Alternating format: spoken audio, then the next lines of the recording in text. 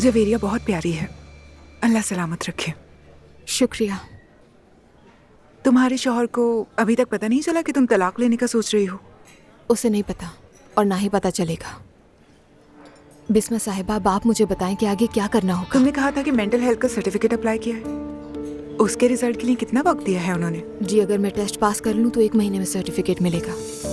और जैसा कि आप जानती हैं, अजलान के पास आर्जी किफ़ालत है, लेकिन आप मुझे इस बात की यकीन दहानी कराएं कि सर्टिफिकेट के बाद उसकी किफ़ालत खत्म हो जाएगी।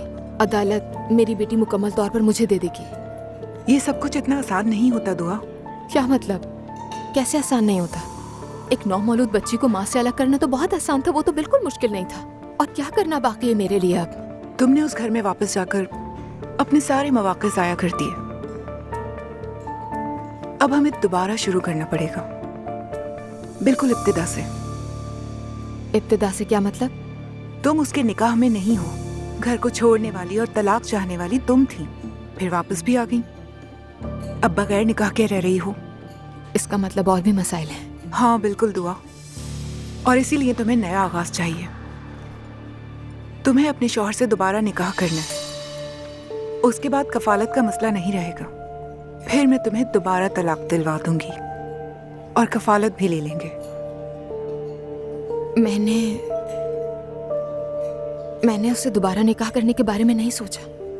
हालांकि अजलान और उसके घर वालों ने कई बार जिक्र किया है मुझसे, लेकिन मैंने गौर नहीं किया। अब कहें तो फौरन मान लेना, तुम उससे निकाह कर लो और फिर 1 महीने बाद हम फिर मिलते हैं। मान लें दोबारा निकाह कर लेती हूँ, तो फिर उससे तलाक कैसे लूंगी बिस्मा साहिबा? अजलान तो आजकल बिल्कुल बदल गया है। मैं जो कहती हूँ मान लेता है, बहुत नर्म हो गया है, और सिर्फ मेरे साथ नहीं सबके साथ। जैसे उसका वो नेचर ही खत्म हो गया हो जो सख्त था पहले। कैसे लूंगी तलाक?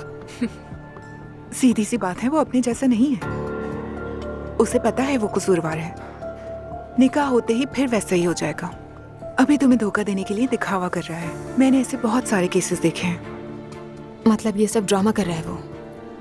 दावे से नहीं कह सकती, शायद वो वाकई बदलना चाहता हो, लेकिन आखिर में हर कोई अपनी असल फितरत पर वापस आता है। हाँ, ये तो ठीक कहा। अगर यही हरबा है हमारे पास तो निकाह कर लेती हूँ दोबारा, उसके बाद सब आसान हो जाएगा। मुझे नहीं मालूम।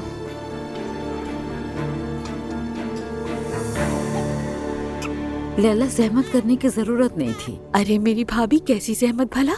नाइला मेरी जान, अल्लाह तुम्हें हमेशा खुश रखे, तुम दोनों को सलामत रखे। आमीन आमीन। इसके आसाब कमजोर हो गए हैं। हाय भाभी, किसी आसेब का असर तो नहीं हो गया? अल्लाह ऐसा ना करे। क्या कह रही हो लैला? इस हालत में इन दिनों में अक्सर ऐसा हो जाता है। अल्लाह ना करे, अल्लाह हमेशा हमें ऐसी आफात से महफूज रखे। आमीन आमीन। बस हमें दुआ करती रहनी चाहिए। ठीक कहा। अच्छा, आप मेरी बात सुने, हम दोनों ये पढ़ लेते हैं। ठीक है लैला। चले वहाँ करीब चले जाते हैं। बिस्मिल्लाहिर्रहमानिर्रहीम।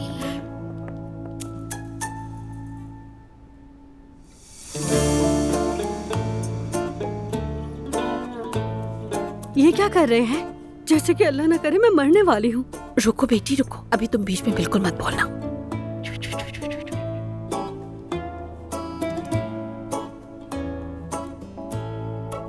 बच्चे के लिए भी दुआ करो।